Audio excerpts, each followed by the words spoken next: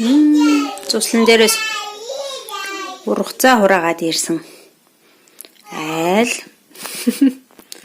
персик боловсрсон байна.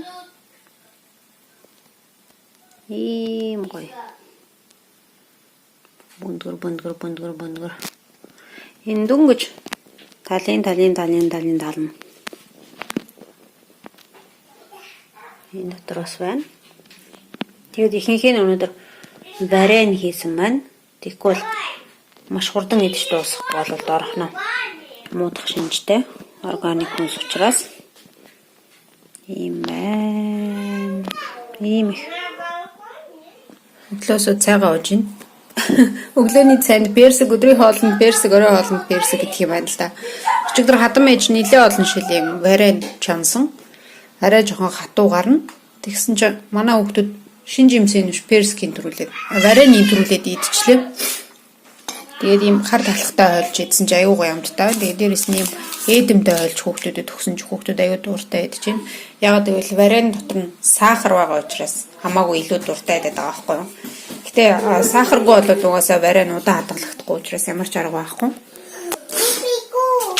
Тэгээд одоо энд үлдсэн шинж юмснуудыг болохоор би ил ингэж байлгаж хадгалж агаад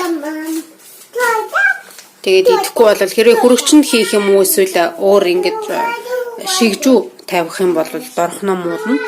Одоо эхнээсээ ингэж айгүй зөөлрөд ингэж жоохон хонхор гараад ирж байгаа учраас ингэж ил байлгаж агаад тэгээд өдөр шөнөгүй дуусгах хэрэгтэй.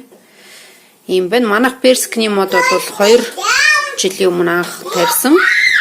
Тэгээд одоо нодон анх идээд ингэж 2 дахь жилдээ идэж байна. Ойролцоогоор 2 модноос нэг 15-17 кг хураасан байгаа өчигдөр. Ийм байна. Би харамслаа нөөрөө очиж хурааж чадаагүй хадам ээж хураасан. Хадам ээж хураагаад хадам ээж барайн чансан байлээ. Ийм байна. За персик боловсруулж дуусаагүй л байна. Нөгөөглөө босоод ирсэн чинь нилээн зөөлрөөд нилээн жоохон муудах шинжинд орсон харан бүгдийнх нь ингэж ясын цэвэрлж аваад тэгээ муудсан хэсгийг ингэж утгаар сусч авч цэвэрлээд үлдсэн энд нэг килограмм 500 г л хойролцоор персикээр би одоо варен хийх гэж байна. Тэгээд 200 г сахар нэмнэ. Хойролцоор кил 500 за кил 300 ямарч байсан байгаа. 200 г сахар нэмээд сахаргүй бол угаасаа жоох эсгэлэндөө болно. Тэгээд 100 мл ус одоохондоо нэмлээ. Тэгээд хэрвээ багахаар бол яванда нэмнэ. Одоо энийг би өөр ямар ч юм нэмэхгүй, крахмал энэ нэмэхгүй удаа хадгалахгүй учраас уксус нэмэхгүйгээр шууд зөөлөн гал дээр болгоод дан бүсрээл 5-6 минут болох байх. Тэгээд яач. Барины шилэнд хийгээд тавьчихна. Өнөө маргааштай хүүхдүүд идчих боо. Би хаяхгүй цэслэн дээр ойжж бордоо болгоно. Манай нөхөр ганц нэгийг цэвэрлж авч яаж магадгүй. Хөргөгчөнд хадгалаад дараа нь үрслүүлэх гэж үзэж магадгүй. Үгүй бол цэслэн дээр ойжж бүгдийг бордоо. Халаад ирэнгүүд дөнгөж бүлээс эдрэнгүүд ингээ аяндаа өөрөө шууд шүүсний ялгараад ингээд гараад ирж байгаа. Хадгалахгүйгээр өнөөдөртөө маргааштай идчих учраас маш энгийн аргаар чанж ин хэрэг та бүхэн удаа хадгалах барааны шилэндэж өвөлдөө хадгалахаар болох юм бол эхлээд заавал сахара зөөлхөн гал дээр бүр ингэж шингэн маастай болгоод тэгснийхаа дараа сахара дүнгэж буцлаад ирэнгүүтний гараа дараа нь жимснүүдэд дээрээс нь нэмээрээ тэгэх юм бол илүү удаан хадгалагддаг. Тэгээд мэдээж уксус нэмнэ. Уксус нэмжиж удаан хадгалагдана. Өнөө маргааштай төр зурдаа идчих бол яаж чансан болж байна. Тийм бол буцаж эхлэхээр нь зөөлхөн аятайхан хутгаад авах хэрэгтэй. Ямар ч вареныг ясгүй жимсээр чаныг тав хүнээр хэлүүлэх юм мэдэх бах.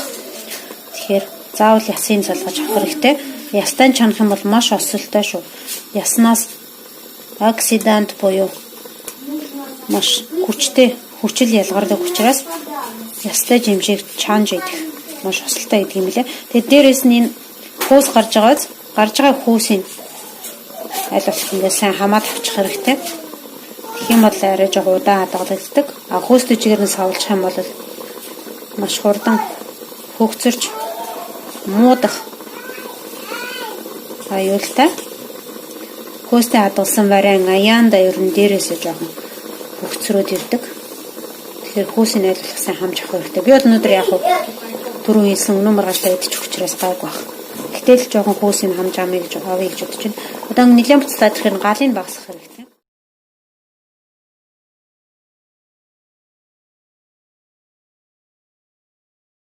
Яа би нэг юм литрийн савта варен чанаа тавьчлаа.